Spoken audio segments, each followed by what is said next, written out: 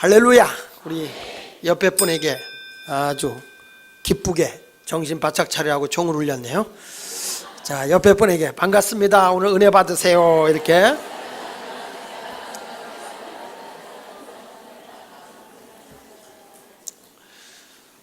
오늘 저는 정화라고 하는 제목의 말씀을 증거합니다. 정화. 제가 오늘 이게 다음에 가서 이렇게 정화 그리고 단어를 찾아보니까 정화, 그러니까 웬 사람이 나타나요? 뭐 연예인 같아요. 정화, 또는 뭐 우리 교회도 정화가 있어요. 최정화, 이정화 다 있더라고요. 근데 원래 이 정화라고 하는 말의 의미는 뭘 얘기하려고 한 거냐면은 더러운 것을 씻어 깨끗하게 하다, 이런 뜻입니다. 그래서 저는 이 정화라고 하는 말은 깨끗하게 됨이라는 뜻을 가지고 오늘 여러분과 함께 은혜 받으려고 합니다. 깨끗한 사람, 깨끗한 삶에 대한 얘기를 드리겠습니다. 오늘 본문의 내용은 이런 내용입니다. 이스라엘 백성들이요, 그동안에 고난을 당하고 경제적으로 어려움 당하고 포로 생활하고 오다 보니까 저들에게 시련과 어려움이 너무 많은 거예요.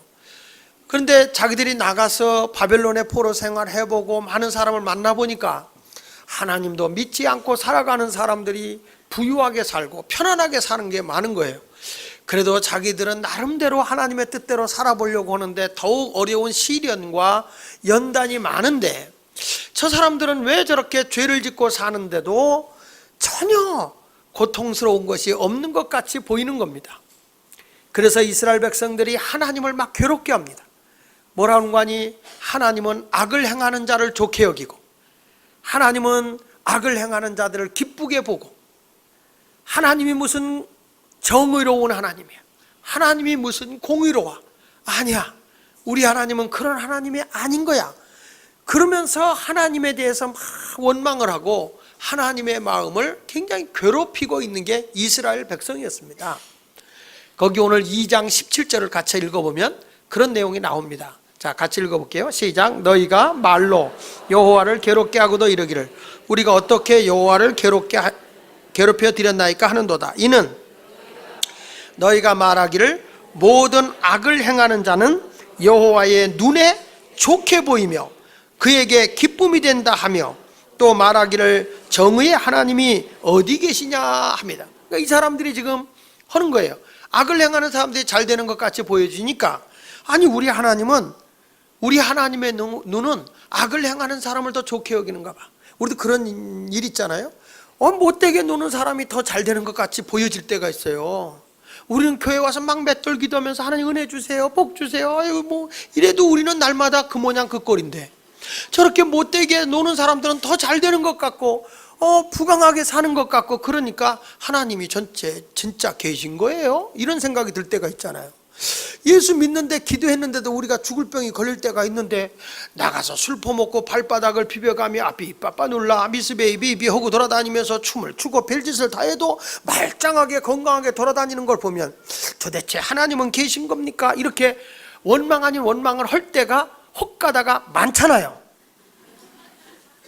그러다 보니까 이 사람들이 원망을 하니까 하나님께서는 늘 그거에 대해서 괴로워하는 거죠. 하나님의 섭리, 하나님께서 나를 인도하는 것을 믿지 못할 때, 하나님의 뜻과 내 생각과 일치가 되지 않는다고 해서, 내 뜻과 다르다고 해서 하나님을 원망하는 사람들이 너무 많다, 그 말이에요. 우리 애가 어렸을 때 제가 중앙시장 안에 살 때 거기에 목욕탕이 있었어요. 수정 목욕탕이라고. 수정 목욕탕이라고 거기 있었는데, 거기서 애하고 목욕을 하고 이렇게 오는데 바로 그 목욕탕 앞에서 이게 뭐죠? 그 달고나 그거를 하는 거 있었어요. 근데 거기서 조금만 내려가면 삼거리가 나오는데 바로 앞에 거기가 아주 찐빵집 만두집이 있어요. 근데 우리 애를 가서 야, 아빠가 맛있는 거 사줄게 그랬더니 얘가 그 달고나를 보더니 우리 큰애가 말이에요, 거기에 주저앉아서 저거 사달라는 거예요. 근데 내가 보니 먼지가 펑펑 날리고 차들이 가고 그냥 위생이 말이 아니야. 국자를 보니까 새까만데 그걸 사달라고 하는데, 야 저건 아니다, 아빠가 가자 그랬더니 얘가 그냥 아예 털썩 주저앉아서 사달라는 거예요. 아빠가 나를 미워하기 때문에 안 사준다는 거예요. 어쩌면 예수마을 교인들이 하나님을 원망하는 것과 똑같아. 그래서 아니야, 저기 가면 맛있는 거 있어, 안 가고 우는 거예요. 멀리를 못 보는 거예요. 그래서 할 수 없다. 그러면 먹어라. 그리고 사줬어요. 자, 아빠의 말만 들었으면 얼마나 좋은 거 고급스러운 데 가서 의자에 앉아서 그분이 서빙하는 거 갖다 주는 거 먹어가면서 얼마나 맛있는 걸 먹었을 텐데, 그거 씁쓸한 거 소다에다가 이렇게 설탕하고 해가지고 그 씁쓸한 그걸 먹겠다고 버팅기고 있는 그 아이 모습이나, 여러분들도 하나님께서는 더 좋은 것, 사랑하는 자, 그 뜻대로 부르심을 입은 자들에게는 모든 것이 합력해서 선을 이루시는 하나님인데, 우리가 내 뜻대로 안 됐다고 해서 하나님을 원망하고 하나님에 대해서 불평을 하는 사람들이 너무나 많다 이거예요.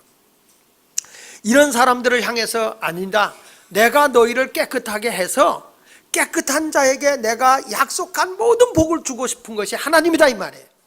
그래서 여기 1절에 이런 말을 하잖아요. 1절 상반절에 보니까 시작, 만군의 여호와가 이르노라, 보라 내가 내 사자를 보내리니 그가 내 앞에서 길을 주며. 이게 누구냐면 앞으로 예수 그리스도가 와서 너희를 깨끗하게 하기 전에 회개시켜서 예수에게로 인도할 길을 닦아놓는 자가 있다. 그게 누구냐? 세례 요한이다.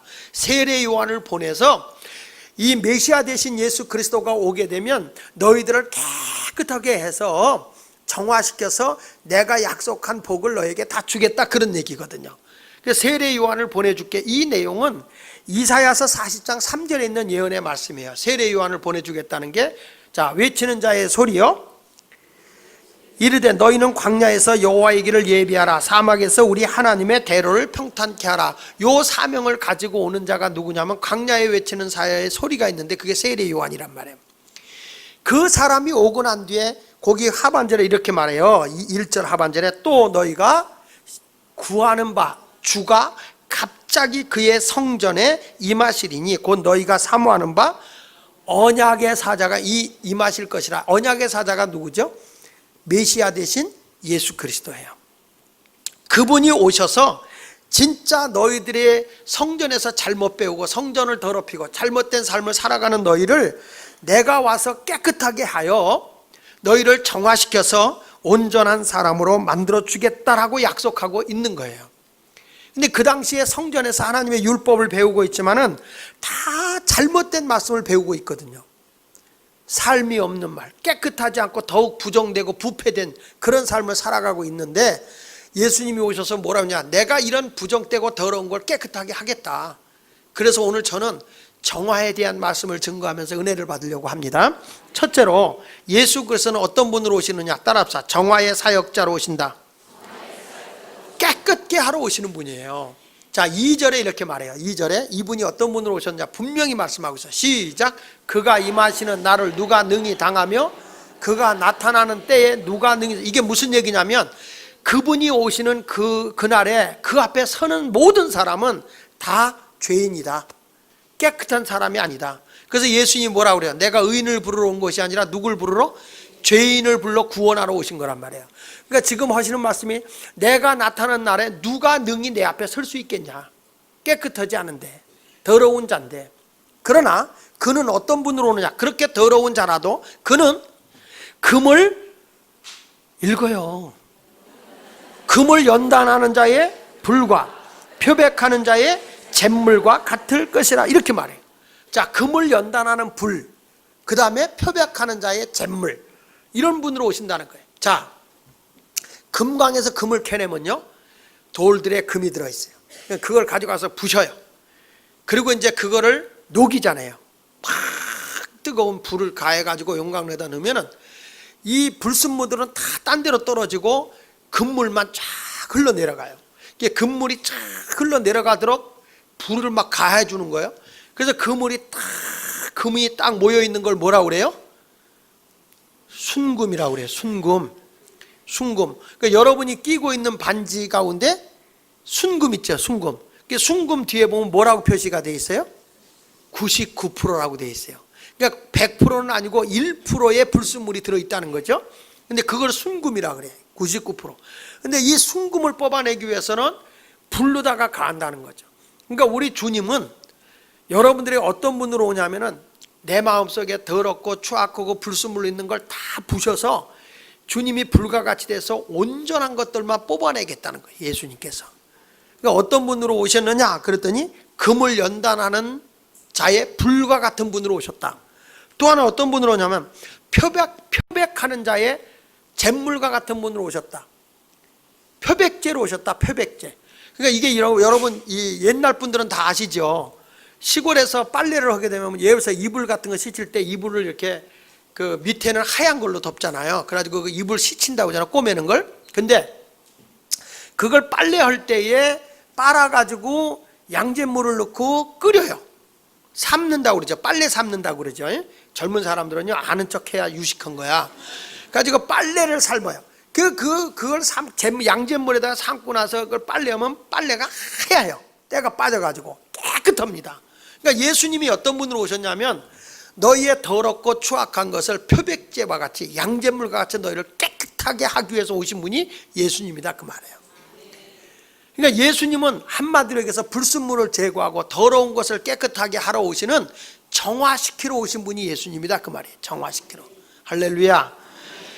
그러니까 우리 예수님은요 이 땅에 예수가 없는 곳에 가보면 사람이 부패되고 썩어요. 그런데 예수의 보혈의 피가 흘러가면 사람의 마음도 생각도 깨끗해지는 거예요.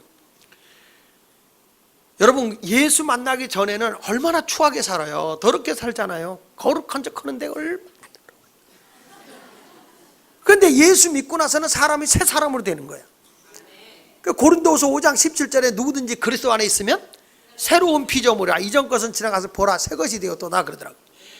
우리 교인도 그러더라고요. 지금은 권사님이 되셨는데 그분이 그런 얘기를 하더라고요.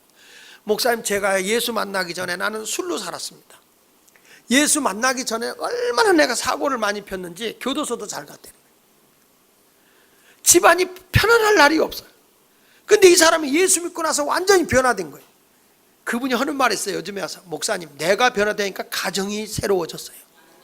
당연한 거예요. 나 한 사람이 정화가 되면요 세상이 달라져야 정상인 겁니다. 여러분 예수님이 오셔서 성전이 더럽혀졌어요. 막 비둘기 팔고 양 팔고 창사토로 바뀌어버린 거야. 이 부정된 거를 예수님이 갈아엎어버린 거예요. 내 집은 만민이 기도하는 집이지 왜 너희들은 강도의 소굴을 만들어 버리냐 이렇게 말한다. 여러분들도 항상 교회도 부패되면 안 되고 성도들도 깨끗해져요. 나 하나가 깨끗한 삶을 살면 가정이 편안해진 거예요. 예수 만나기 전에 그렇게 속을 새긴 사람들 예수 만나봐요. 그렇게 변화가 일어나잖아요. 놀라워요. 근데 교회는 다녀도 예수를 못 만난 사람은 여전히 변화가 없어.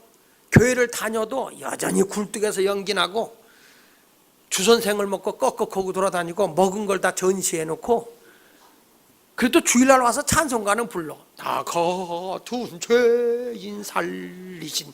그리고 또 나가서 죄죠. 그리고 또 주일날 와서 나 같은 죄인 살. 언제까지 그 짓거리 할 거예요? 변화가 돼야지. 완전히 새 사람으로 변화가 돼야 돼요. 교회도 교회답게 정화돼야 되고요. 변화가 일어나야 할 줄로 믿습니다. 그래서 예수님이 바리새인들에 의해서 유대인들이 거룩하게 산다고 했지만은 변화되지 않잖아요. 그래서 예수님이 뭐라고 하니 내가 율법을 폐하러 온 게 아니라 완전케 하러 왔다 그러면서 마태복음 5장 21절에 이렇게 말한다고요. 거기 보니까 옛사람에게 말은 바 살인하지 마라. 누구든지 살인하면 심판을 받게 되리라 하였다는 것을 너희가 들었으나 그 말은 이제 내가 새로운 걸 바꿔주겠다는 거거든요. 잘못된 가르침을 고치겠다는 거예요. 살인하면 심판을 받는다 그러지만 마태복음 5장 22절에서는 뭐라고 하니 형제에게 노하는 자마다 심판을 받는다 그랬단 말이에요. 그러니까 예수님은 행동의 결과를 보고 죄라고 모세의 율법은 말하지만 예수님은 그런 행동을 하게끔 생각과 마음이 잘못된 것까지가 죄라는 거예요. 행동의 결과는 아직 안 나타났어도 내 생각과 마음이 삐뚤어졌으면 죄인이다 이거예요. 내가 간음죄는 안 범했어도 마음으로 그런 마음만 품었어도 너는 죄인이다 이거예요. 그러니까 우리는 행동의 삶의 결과가 나타나는 게 뭐냐? 생각과 마음에서 행동이 나타나잖아요. 생각이 선한 사람은 선한 행동이 나타나는 거예요. 여러분 마음에서 내가 착한 일을 해야 되겠다 그러면 착한 일을 한다니까요. 내 마음에서 누구 때려 죽여야지 그러면 때려 죽인다니까. 그래서 우리 주님은 마음을 보고 있어요. 내 생각까지도 보고 있어요. 아직 아직도 여러분의 마음에 남을 미워하고 있으면 살인죄와 같은 거예요. 오늘도 예수님은 본을 보이시면서 우리들에게 이렇게 살라고 말하고 있는 거죠. 그러니까 예수 안에서 정화된 사람은 깨끗한 사람이고, 깨끗하게 살면 하나님이 귀하게 쓰는 능력자가 됩니다. 아무리 그 사람 똑똑하고 잘났어도 거룩한 삶을 살지 않으면, 깨끗한 삶을 살지 않으면 하나님은 그 사람 안 써요. 버려요. 굉장히 훌륭했던 분들도 계세요. 목사님들이 엄청나게 훌륭한 목사님들도 많아요. 근데 한순간에 더럽혀질 때 버림받는 거예요. 그래서 깨끗하게 살아야 돼. 성경에 디모데후서 2장 20절 이하 21절에 보니까 이렇게 말해요. 큰 집에는, 여기는 큰 집은 뭐 살림 크게 하는 집도 있겠지만은 여기서는 교회라고 봅시다. 금그릇은 믿음이야. 변치 않는 게 금이니까 변치 않는 믿음과 은그릇은 하나님의 말씀은 7번 단련한 은과 같다 그랬거든. 그러니까 말씀 안에 붙들린 사람을 얘기하는 거예요. 또 나무그릇, 질그릇, 정말 우리가 볼 때 천한 모습 아닙니까? 그런데 하나님은 귀하게 쓰는 것도 있고 천하게 쓰는 것도 있어요. 근데 어떤 걸 귀하게 쓰고 어떤 걸 천하게 쓰느냐 보십시오. 21절에 이렇게 말해요. 그러므로 누구든지 이런 것에서 자기를 뭐하게 하는가? 깨끗하게 하며 귀 쓰는 그릇이 되어 거룩하고 주인의 쓰심에 합당하며 모든 선한 일에 준비함이 되리라 그랬어요. 그러니까 한마디로 깨끗한 그릇을 귀히 쓰는 거예요. 하나님이 여러분에게 아무리 복을 주고 싶어도 마음이 깨끗하지 않은 사람에게 줄 수가 없어요. 아기가 막 들어오더니 엄마 밥 줘, 배고파 죽겠어, 어우 밥 좀 줘, 그리고 왔어요. 알았다. 그리고 뭔가 엄마가 밥을 퍼주려고 보니까 아직 그릇 설거지가 안 된 거예요. 아 미안해, 조금만 기다려라, 엄마 설거지해서 줄게. 엄마 그냥 밥 줘, 그냥 밥 줘. 그러더니 얘가 내가 그릇 갖고 와서 그릇을 딱 내놓는데 보니까 개밥 그릇이요. 그러면 어떤 부모가 거기다 밥 퍼주겠습니까? 에? 애가 배고프다고 울고 땡깡을 부려도 거기다 밥 퍼주는 부모는 없는 거예요. 우리 하나님도 똑같단 말이에요. 엄청난 은혜와 사랑과 능력을 여러분에게 베풀어 주길 원해도 내가 깨끗한 것으로 준비되지 않으면 하나님이 나에게 은혜와 복과 귀히 쓴 걸 쓸 수가 없어요. 깨끗한 사람을 하나님이 쓰는 거예요. 믿습니까? 엄마가 맛있는 빵을 사갖고 왔어. 야, 빵 먹어라. 알았어요. 그리고 손을 딱 내면 이놈이 흙장난을 하고 왔는데 어디서 와서 시궁창에다가 손을 담그고 왔는지 여기가 그냥 시큼한 흙에 묻어갖고 와서 줘. 그리고 손을 내밀면 엄마가 주려고 하다 어떻게 해요? 그릇 뺏는 게 아니라 주기도 전에 뒤로 가.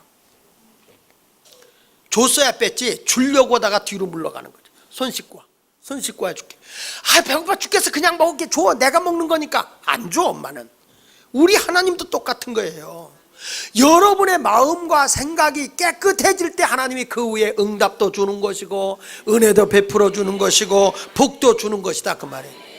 하나님 나를 써주세요. 누굴 씁니까? 깨끗한 사람을 하나님이 쓰는 거지 깨끗하게 정화되지 않은 사람을 하나님이 쓰는 법은 없어요. 여러분 모두 오늘부터 하나님 예수 그리스도 안에서 내가 보혈의 공로로 다 깨끗이 씻김 받게 하여 주옵소서. 그래서 찬송가도 있잖아요. 죄에서 자유를 얻게 하면 보혈의 능력, 예수 보혈 앞에는 우리가 다 죄사함을 받게 되고 깨끗하게 되는 줄로 믿습니다. 그러니까 이사야서 59장에 하나님이 귀가 없어 너희 기도를 듣지 않는 것도 아니고 하나님의 손이 짧아서 너희를 구원해내지 못하는 것이 아니라 죄의 담이 가로막혀 있어서 기도 응답이 안 된다는 거예요. 그러니까 우리가 깨끗한 사람이 되면 오늘 이 자리에서 벌써 주님 앞에 나의 허물과 죄를 자복하고 고백하는 순간에 하나님께서 여러분의 병도 고쳐주는 것이고 여러분의 기도도 응답되는 거예요. 말씀을 듣는 가운데 벌써 은혜가 오고 내가 하나님의 응답을 받게 되어 있는 거거든요.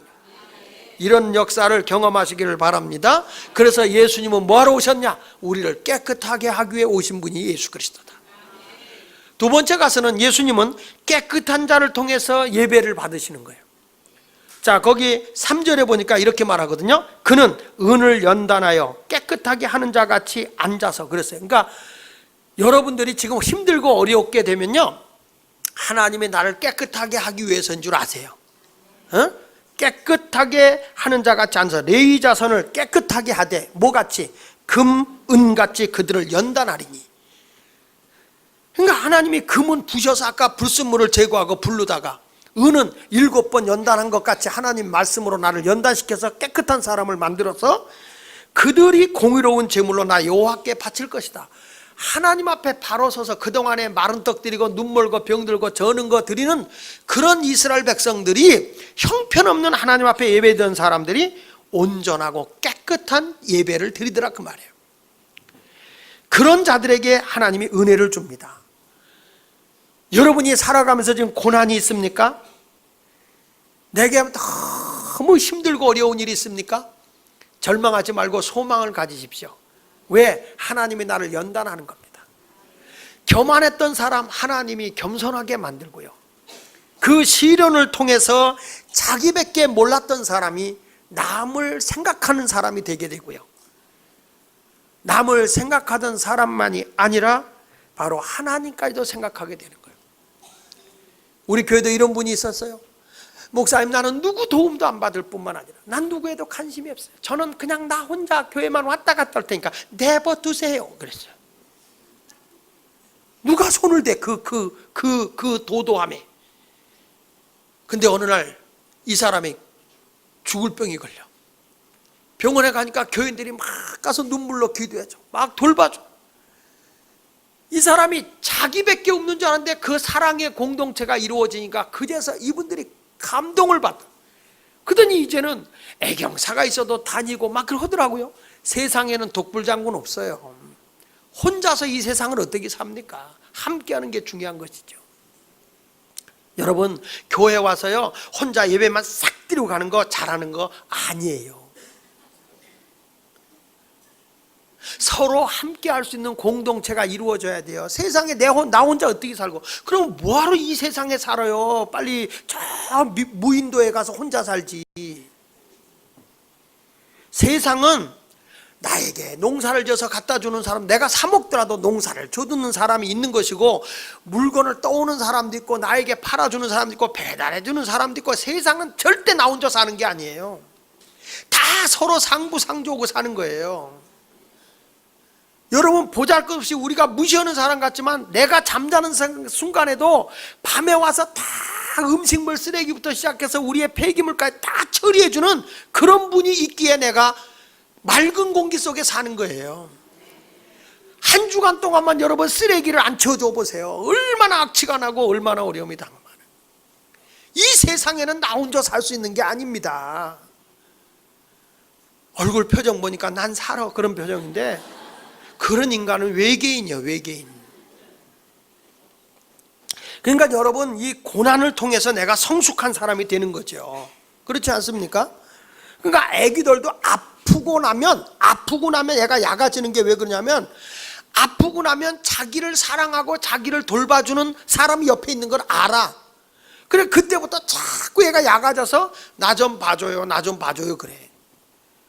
나는 이제 알겠더라고. 내 자식 키울 땐 그걸 모르겠는데, 우리 손녀딸이, 외손녀딸이 와서 이렇게 잠 잘 때 보면 얘가 봐달라고 우는 건지 젖달라고 우는 건지 울음소리가 달라. 얘가요 눈물 한 방울 안 나면서 나 좀 봐달라는 거예요. 나 좀 봐달라. 참 어쩌면 그렇게 야가 빠진지. 그게 다 우리가 자라는 과정에서 그런 거예요. 자라는 과정에서.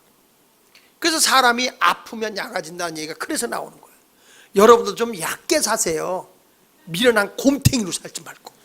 세상은 나 혼자 살 수 없어. 함께 살아야지. 이번에 그 수련회 가더라도 함께 하는 게 얼마나 중요한 겁니까? 그래서 성경에 야고보서 1장 2절로 4절에 보면 이렇게 말하는 거예요. 내 형제들아, 너희가 여러 가지 시험을 만나거든 온전히 기쁘게 여기라는 거예요. 왜? 시험이 뭐냐? 이게 도끼마소라는 뜻인데, 도끼마소라는 말은 나를 테스트한다 이 말이에요. 테스트 해가지고 나를 진급시켜 주는 거예요. 하나님이 여러분을 악으로 시험하는 게 아니에요. 못되게 하는 하나님이 아니라 좋게 해주기 위해서 시험을 한단 말이야. 여러분, 판사 시험을 보잖아요. 그 시험이 그 사람들이 합격하는 사람은 좋게 하기 위해서 하는 거지 아무나 되는 게 아니에요. 하나님도 복을 주기 위해서도 시험에 이겨야 주거든요. 그래서 여러분들 시험이 오거든 짜증내지 말고 아이고 요거 이기면 복 받겠다. 그렇게 아멘 해가지고 되는 꼴이 없어. 자, 다시 한번 읽어보세요. 내 형제들아, 시작. 내 형제들아, 너희가 여러 가지 시험을 당하 온전히 기쁘게 여기라. 이는 너희 믿음의 시련이 인내를 만들어내는 줄 너희가 암이라. 인내를 온전히 이루라. 이는 너희를 온전하고 구비하여 조금도 부족함이 없게 하려. 그러니까 내가 인내를 잘 시험을 이기고 나면 하나님이 부족함이 없게 나를 해준다니까요. 큰 교회 목사님들이요, 설교하다가 간증을 할 때 좋고 편안한 얘기하는 분 하나도 없어요. 다 시련을 극복하고 이겼을 때 하나님이 주시는 능력과 복을 얘기하는 거예요. 세상에서 성공한 사람들도 내가 이렇게 성공했다 할 때 잘된 예를 하는 게 아니라 그 고비와 고난을 이겼을 때 주어지는 그 승리, 그걸 얘기하는 거예요.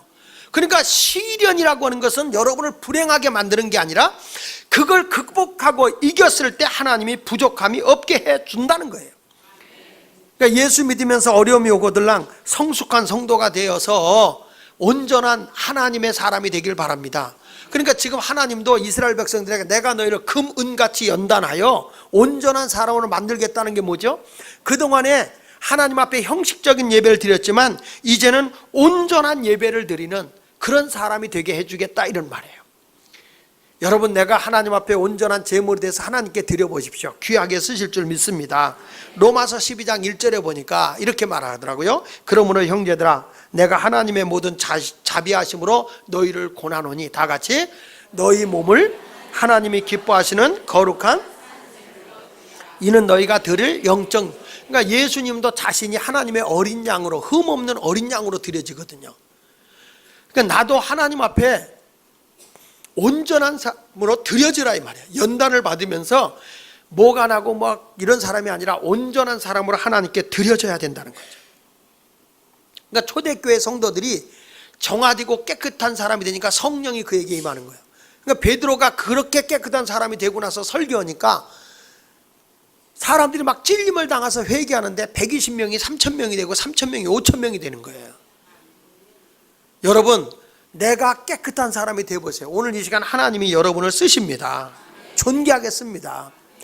한 시대의 종교를 개혁했던 마틴 루터, 또는 장로교의 창시자인 칼뱅이라고도 하는데, 칼빈이라는 사람도, 또 감리교를 창시했던 요한 웨슬리도, 전부 다 이 사람들의 공통점이 뭐냐면 말할 수 없는 시련 속에서 자기들이 정결하게 산 사람이에요.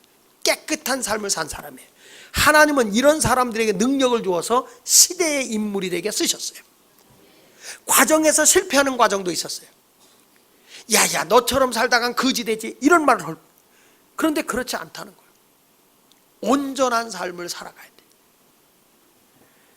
여러분, 사회가 썩었다 하지 말고 먼저 내가 깨끗한 사람이 되면 가정이 깨끗하고, 교회가 정화되어져서 온전하게 되면 사회가 깨끗하게 되는 겁니다. 믿음의 사람이 정신 못 차리는데 사회 사람이 정신 차리겠습니까? 교회가 부패되어지면 세상도 부패돼서 누가 뭐라고 그러겠습니까? 한 사람이 새로워지면 세상이 바뀌는 거예요. 그래서 유명한 영국의 엘리자베스 프라이라는 여사가 자기가 예수를 믿고 나서 변화가 일어난 거예요. 자기가 스스로 느낀 거예요. 그러니까 이 엘리자베스 프라이라는 사람이, 야, 그렇구나, 예수를 만나니까 사람이 저렇게 나를 비롯해서 모든 사람이 변화가 일어나는구나. 가지고 이 사람이 무슨 운동을 펼치냐면, 그 당시에 수많은 사람들이 예수를 만나지 못해서 죄를 범하고, 예수를 만나지 못해서 죄를 범하고 형무소에 간 사람들이 많잖아요. 형무소. 그래서 이 사람이 그때부터 예수를 만나면 변화가 일어난다. 형무소는 형을 사는 데잖아요. 죄의 값을 치르는 데가 형무소잖아요. 근데 이분이 그 다음부터 이걸 개혁운동을 한 거예요. 형무소가 되게 하지 말고 교도소가 되게 하자. 이게 무슨 얘기냐? 교화, 가르쳐서 변화가 된 새 사람을 만드는 곳이 되게 하자. 그래서 교도소 운동을 한 거예요. 그래서 지금 형무소가 없어졌어요. 서대문에 형무소가 있었어요. 사형도 당하고 막 사람 집행하고 그랬죠. 형무소라고 했어요. 옛날에는. 옛날도 아니에요. 얼마 전까지만 형무소예요. 근데 이게 뭘로 바뀌었어요? 지금은 교도소로 바뀐 거예요. 거기에 들어가. 근데 이제 목사들이 들어가서 저들의 복음을 전하고 저들의 예배도 드리고 변화를 줬단 말이야. 그러다 보니까 다른 종교에서도 종교는 자유인데 우리 불교도 들어가고 천주교도 들어가고 다 다른 종교도 들어가야지 왜 기독교만 들어가냐 이래가지고 또 이제 다 들어가긴 했지만, 진짜 이게 세워진 게 뭐냐면 이 프라이 여사에 의해서 예수를 만나면 변화가 일어난다. 그러니까 형무소에 들어간 사람이 제대로 예수를 못 만난 거야. 교회를 다녀도 죄 짓는 사람은 예수를 못 만나서 그래. 예수님을 만나면 깨끗한 삶을 살게 될 줄로 믿습니다. 여러분 모두가 새 사람이 되길 바랍니다. 자, 보십시오. 19세기에 영국의 많은 고아, 1만 명의 고아를 변화시키고 양육시키고 학교까지 다닐 수 있도록 인재를 키워낸 사람이 누구냐면 조지 뮬러 목사님이세요. 그분의 이름이 고아의 아버지 아닙니까? 이분은요, 성경을 딱 읽다가 하나님은 과부와 고아의 아버지다, 이 말 한마디를 딱 자기 가슴을 사로잡은 거예요. 하나님이 고아의 아버지라면 내가 고아를 돌볼 때 하나님이 양식을 공급해 주겠다, 그렇게 믿고 그가 고아원을 차린 거예요. 1만 명을 넘게 교육을 시켜가면서 했는데 한 번도 사람들 앞에 구걸하지 않고 하나님 앞에 기도하면 이 사람 저 사람을 통해서 돕는 역사가 이루어졌다는 거예요. 저는 이 사회에 대한 교회의 책임이 그와 같아야 된다는 거예요. 우리가 생각해 볼 때 사회 보장제도, 빈민 구제, 고아를 보호하고 가난한 자를 돌보고 하는 이것은 국가가 해야 할 일입니까? 교회가 해야 할 일입니까? 사회 보장제도 어디서 옵니까? 여러분은 어디서 오는지 모릅니까? 복지고 뭐고 어디서 옵니까? 국가가 합니다. 국가가 하고 있어요. 그렇죠? 근데 원래는 이 사명이 누가 하는 거냐면 교회가 하는 거예요. 교회의 사명이 뭐냐? 약한 자, 병든 자, 소외당한 자를 돌봐야 되는 거예요. 그러니까 예수님 마지막 때 심판하는데 오른편에 있는 양과 왼편에 있는 염소를 딱 비교를 하는데 이런 말씀이 나오잖아요. 오른편에 있는 자에게 천국에 갈 자라고 얘기를 하면서 하늘에 상급 받을 자라고 그랬어요. 왜 그러냐? 내가 줄일 때 먹을 걸 줬고, 목마를 때 마시게 했고, 벌거벗어 입을 걸 주었고, 나그네 됐을 때 영접했고, 내가 병들었을 때, 옥에 갇혔을 때 너희가 돌아보았다 그랬어요. 우리가 언제 그런 일을 했습니까? 라고 하니까 지극히 작은 자 하나에게 한 것이 내게 한 것이란다. 우리가 볼 때 보잘것없는 사람을 위해서 했다 이거죠. 우리 교회가 소그룹 모임을 하고 밴드 모임을 하고 목장 모임을 열심히 해도 우리끼리 모임만 있으면 안 된다니까요. 교회가 지역을 위해서 섬기고 약한 자를 위해서 섬기는 일을 해야 된다고요. 우리끼리만 하고 있는 게 아니라고요. 이런 봉사가 나의 밥벌이로 해서는 안 된단 말이에요. 유익되게 해야 된다는 거예요. 사람들에게. 그런데 사람들이 이상해요. 교회가 그런 일을 해야 되는데 안 해요. 교회가 자꾸 우리끼리만 모여서 예배만 드리고 흩어지면 그게 교회가 다 해야 하는 일입니까? 봉사하라. 우리 교인들이 침술도 배우고 다 해서 자격증도 딴 사람이 50여 명이 가까이 되는데 다 어디가 있냐 이 말이야. 밥 벌어 먹으려고 그거 한 건 아니잖아요. 자기 급체할 때 그거 딸라고 그거 한 건 아니잖아. 내가 지역에 어려운 사람을 돕고 봉사해야 되겠다 하는 거 아닙니까? 지금 우리 아이들이 말이죠, 청년들이 이번에 수련회 갔다 와가지고 자기들이 시골에 가서 노인들 작년에 갔는데 거기 가서 노인들 돌보고 치료해주고 마사지도 해주고 뭘 하겠다는 거예요. 가서 노인들을 돌보고. 그래서 그걸 위해서 자기들이 수련회는 우리가 돈 내서 가지만 그게 돈이 없다 이거예요. 그래가지고 오늘 나가다 보면 왼쪽에 차를 팔아요. 나한테 2잔을 갖고 와서 5만 원을 받아가더라고. 엄청 비싼 거예요. 근데 저는 너무 기쁜 거예요. 젊은 아이들이 이런 운동이 일어나야 되거든요. 이게 교회가 해야 할 일이거든요. 중세기에 경건주의 운동이 일어날 때 바로 그런 일을 했다고요. 영혼들이 전도서 교회가 많이요. 우리가 예배당을 많이 짓지만 우리도 예배당에서 이번에도 제가 그 전주에 익산에 집회를 갔는데 그 집회가 제가 굉장히 감동을 받았어요. 그 목사님이 어디를 데리고 가냐면 예배당으로 데리고 가는 게 아니라 자기네 카페를 데리고 가더라고. 그 카페를 데리고 갔는데 보니까 교회 안에 카페를 잘 해놨어요. 정말 잘 해놨어. 그래가지고 막 그런데 거기서 뭐 동네 사람들이 와서 먹는데 나한테 먹어보라고 주는데 쌍화차를 주는 거예요. 쌍화차. 와, 쌍화차가 얼마나 맛있는지 쌍화차나 먹으니까 배가 엄청 부른 거예요. 왜냐면 쌍화차 안에 밤, 대추 뭐 이런 게 들어가는데 한 사발이야, 한 사발. 그래가지고 그걸 이렇게 큰 데다가 이렇게 주는데 펄펄 끓는 데다 끓여갖고 주니까요. 이게 떠먹어야 이거 만졌다 손을 디는 거야. 그거 하나 먹으니까 배가 불러. 나만 먹은 거 아니야. 우리 교회 정기록 온 사람도 같이 먹었어요. 땀이 쫙 나는 거예요. 이게 동네 분들이 거기 와서 그 쌍화차 마시고 차 마시고 하는데 1년 동안에 자기들이 수입으로 이익을 난 게 1억이야, 1억. 그 1억을 남겨가지고 그걸 가지고 사회에 지역의 어려운 자를 돕자 그래. 그걸 1억을 내놓은 거예요. 그러니까 뭐 신문에 기사가 빡하게 난 거예요. 당연히 해야 할 일인데. 그러니까 우리가 이런 것을 해서 뭐 이익을 남기면 교회가 장사터가 되겠죠. 근데 어차피 먹는데 혜택을 받으면서 이게 지역사회에 선한 일을 위해 써줘야 돼. 아멘하다 누가 돌아가셨어?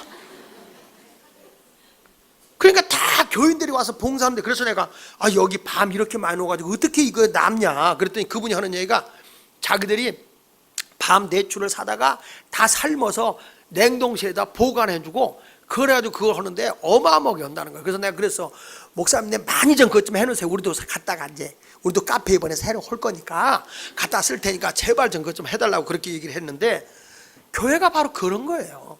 우리가 교회가 장사터가 아니라 같은 걸 가지고 지역을 위해서 이렇게 나누고 쓸 수 있는 일을 해야 되거든요.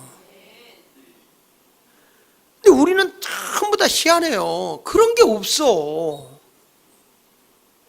그렇게 외치고 지역을 섬기고 뭐 하자 그러면 자기들만 뭐가 이익이 생기니 뭐가 이런 걸 가지고 가려고 물론 우리가 사는 게 힘드니까 그렇겠지만 이게 나눔을 실천하게 될 때 하나님이 더 많은 걸 주는 거거든요.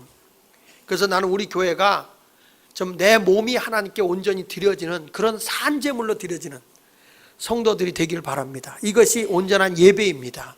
마지막으로 이렇게 깨끗한 삶을 살아가는 사람에게 4절로 6절에 보니까 하나님이 보존해 주겠다는 거예요. 지켜주겠다는 거예요. 같이 읽어봅니다. 시작. 그때 유다와 예루살렘의 봉헌물이 옛날과 고대와 같이 나 여호와께 기쁨이 되. 이게 무슨 얘기냐면 하나님 앞에 저들이 온전히 연단받아서 새 사람이 되고 나니까 정화되니까 하나님 앞에 깨끗한 예배를 드리더라는 거예요. 마른 떡 드리고 눈물고 병들고 저는 이런 쓰레기 같은 걸 갖다 하나님께 제물로 드리는 게 아니라 온전히 흠이 없는 걸로 예배를 드리더라. 그리고 하나님이 심판을 하는데 어떻게 심판하는 거 보니까 거기 보세요. 점치는 자에게와 점하는 자, 그 다음에 간음하는 자, 그 다음에 거짓 맹세하는 자, 또 품꾼의 사기에 대해 억울하게 하는 자. 하나님은요 이게 이런 분이에요. 오늘 내가 일했잖아요. 그러면 오너들 잘 들으세요. 사람을 부리잖아. 그 사람의 노동값은요, 노동의 품삯은요 절대 성경에서 하루에를 넘기는 건 죄라 그랬어요. 그러니까 이 사람이 일수로 일했으면 품삯은 제대로 주라는 거예요. 이게 성경이에요. 저는 우리 교회를 지금까지 지으면서도 지금 말고 그 전에도 하면 정말 하나님 은혜 감사한 게 한 번도 공사비나 모든 거를 지연하거나 넘겨본 적이 없어요. 하나님이 그렇게 허락을 했어. 그런데 희한한 게 건축주에다 주니까 이 사람들이 우리 걸 봐서 딴 데서 쓰니까 노동자들 우리 일한 사람이 돈을 못 받는 거야. 그래서 공사가 몇 번 중단되고 그러는데 이게 오너들, 그러니까 사장 되신 분들 잘 들으세요. 내가 사람을 부린다면 품삯은 절대 넘겨서 지불하면 안 돼. 그래야 하나님의 심판을 안 받아요. 또 이런 말을 했어요. 과부와 고아를 압제하며, 그러니까 여기서 과부와 고아는 아버지가 없는 가정을 얘기하는 거예요. 이 당시에는 여자들이 직업을 가질 수 없는 시대니까 가난한 자를 대표하는 거예요. 그 고아와 과부를 압제하며 이런 사람들 무시하거나 나그네를 억울하게 하는 자는 하나님이 금방 심판해 버리겠다. 그러나 자, 만군의 여호와가 말하였느니라. 다 같이 나 여호와는 변하지 아니하나니 그러므로 야곱의 자손들아 너희가 소멸되지 아니하나. 내가요 정결한 사람이 돼서 정화된 사람, 깨끗한 삶을 살아가면 하나님은 뭐라고 하는지 아세요? 내가 깨끗한 사람인데 예배를 회복하잖아요. 이런 사람에게 하나님은 절대 버리지 않는다. 내가 너를 붙잡아 아주 회복시켜서 귀한 존재로, 능력자로, 복된 자로 내가 쓰겠다, 그런 말이에요. 그래서 성경이 이런 말이 합니다. 시편 37편 24절에 보니까 시작. 그는 넘어지나 아주 엎드러지지 아니함은 여호와께서 그의 손으로 붙드신다. 여러분, 절대 이 세상 나 혼자 사는 게 아니에요. 전능하신 하나님 나를 붙들고 있어요. 아이를 손잡고 가잖아요. 가다가 애가 돌불에 쳐 넘어졌어요. 딱 넘어졌는데 엄마가 잡고 있으면 안 넘어져요. 그렇죠? 이런 얘기가 있더라고요. 사람이 위에서 높은 데 떨어질 때 위에 있는 사람이 잡으면 절대 안 떨어진대요. 근데 떨어지는 사람이 잡으면 떨어진대요. 자기가 더 생명 걸고 매달릴 것 같은데 자기 힘에 한계가 있는 거예요. 근데 위에서 잡아주면 안 떨어진다는 거예요. 그러니까 우리 이 세상을 살아갈 때 누가 날 잡아주느냐는 거예요. 하나님이 날 잡아준다는 거예요. 이거 여러분 넘어지지 않아요. 내가 정결하고 깨끗한 삶을 살아가면 지금은 힘든 것 같아도 하나님이 여러분을 다 세워주는 자가 될 줄 믿습니다. 예수님도요, 십자가의 고난의 길을 걸어간다 보니까 제자들이 막 근심에 쌓여가 낙심하고 있는 거야. 그러니까 우리 하나님이 하도 답답하니까, 예수님이 답답하니까 이런 말을 해요. 요한복음 14장 1절에 너희는 마음에 근심하지 말라. 하나님을 믿으니 또 나를 믿으라.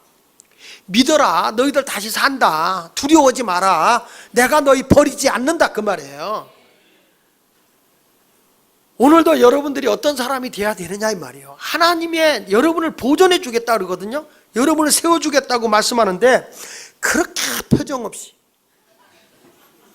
의욕 없이 이렇게 앉아 있으면은 하나님께서 여러분을 잡아주고 싶어도 잡지 않아요. 여러분들은 이 말씀을 들을 때 가슴이 뛰어야 되거든. 내가 깨끗한 삶을 살고 바르게 살면 하나님이 나를 잡아서 세워주겠다는 거거든요. 너 버리지 않는다는 거예요. 일으켜주겠다는 거거든요. 지금은 힘들어도. 여러분들은 내가 어떤 일을 할 때에 그것이 내 가슴을 뛰게 합니까? 짜증스럽습니까? 20세기의 최고의 기타리스트로 불려지는 사람이 지미 핸드릭스라는 사람이에요. 이 지미 핸드릭스라는 사람은요, 기타 치는 사람들은 다 알아요. 왜 그러냐? 이 사람이요, 불과 27살에 죽었습니다. 근데 이분이 기타를 잡으면요, 진짜 열광을 하는 거예요. 막 하는데 나중에는요, 기타가 손으로만 연주하는 거냐, 이 사람이 입으로 막 그냥 기타를 치는 거예요. 입으로. 입은 뭐 키스만 하라고 준 게 아니야. 입은 밥만 먹으라고 준 것도 아니고 입으로, 그러니까 퍼포먼스를 하는 거예요. 이 사람이 막 기타를 치다가 기타를 휙 돌렸다가 탁 뒤로 돌렸다가 하는 거예요. 그러니까 그 열정에 막 가슴 뛰게 하는 그 열정 때문에 그 사람의 연주하는 데 왔다가 모든 청중이 다 흥분이 되는 거예요. 그냥 거기에 열중해. 그냥 그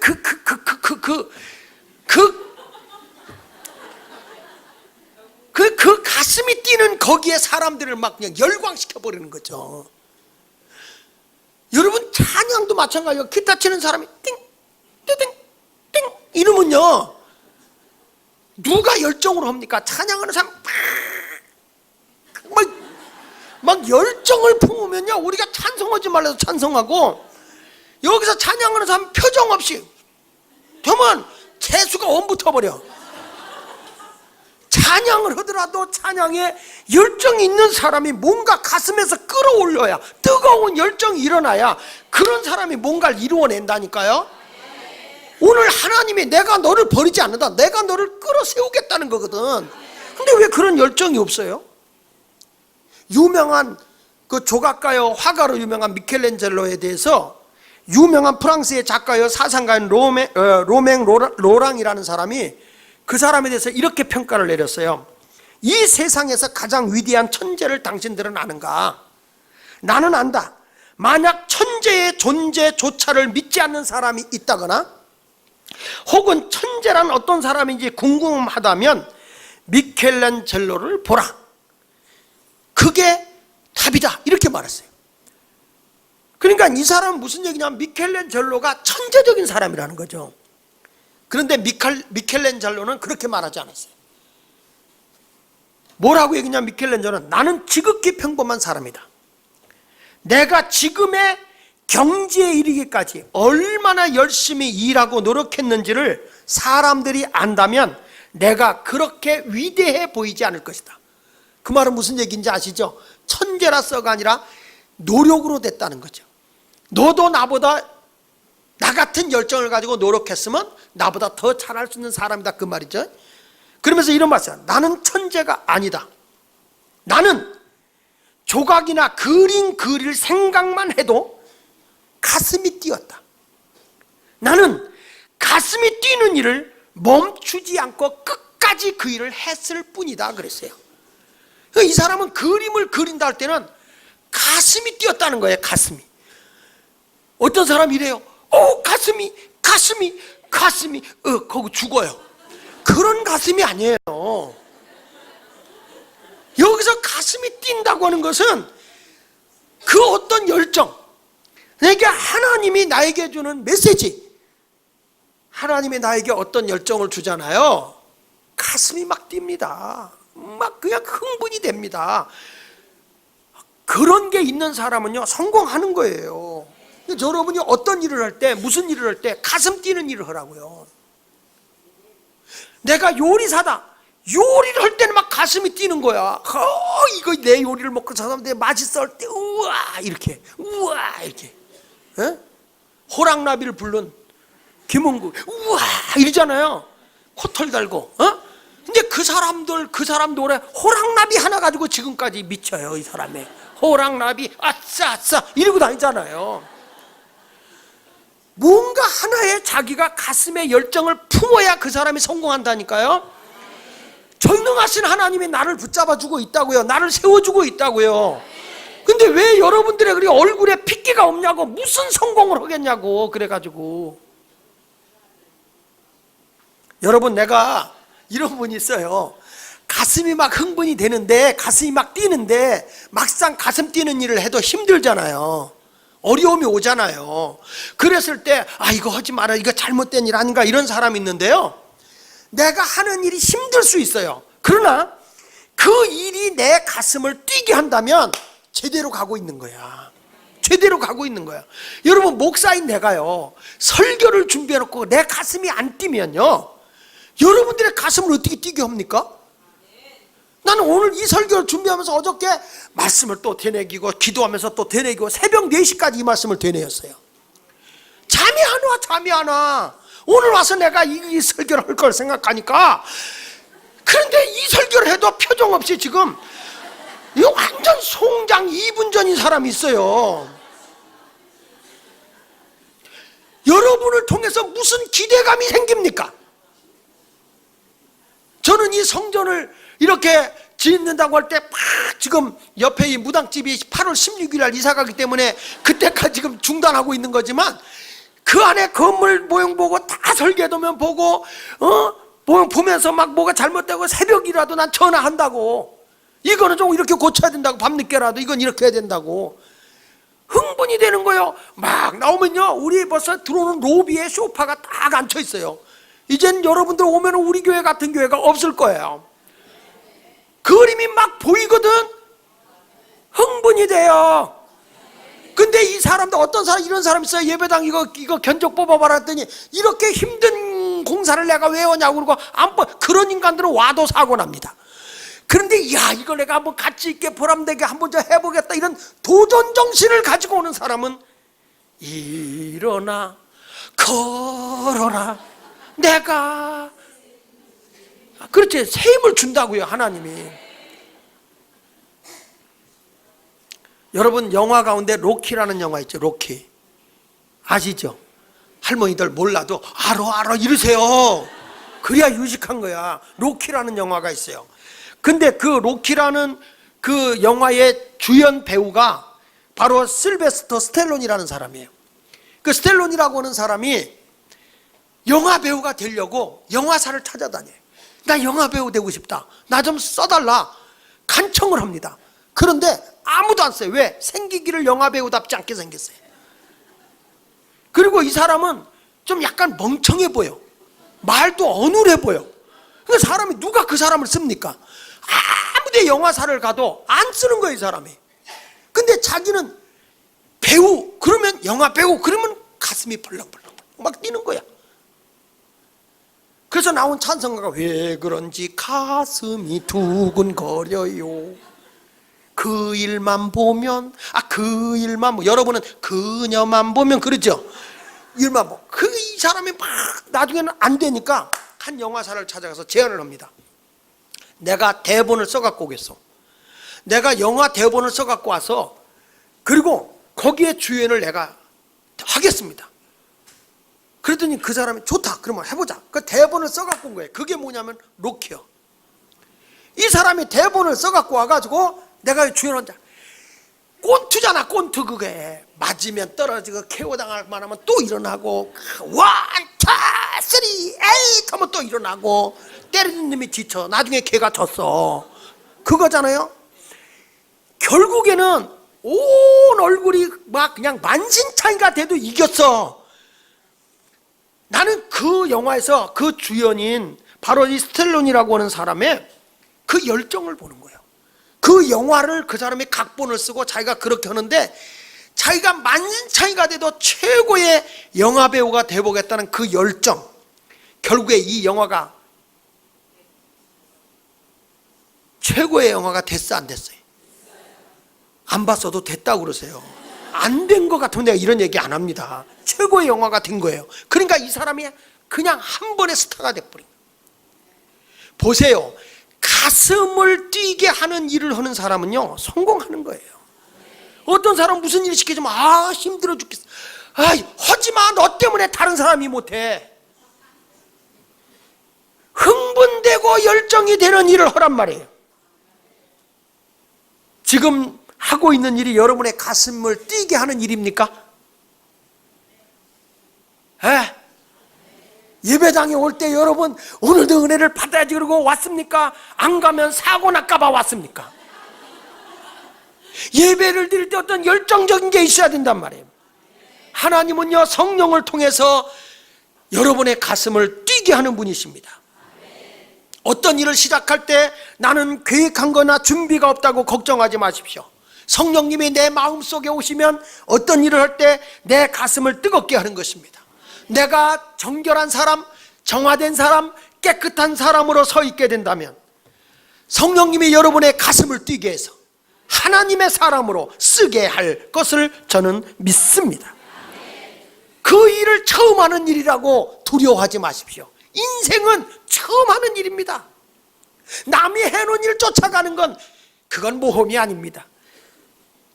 목사님, 그 사람 해본 경험도 없고 뭐가 없다. 아이고, 그 사람의 가슴이 뛴다면 어차피 인생은 처음 가는 사람이 성공하는 거지, 남이 해놓은 거 쫓아가는 사람이 무슨 창의적인 게 나오는 것입니까? 오늘 성경에 말씀합니다.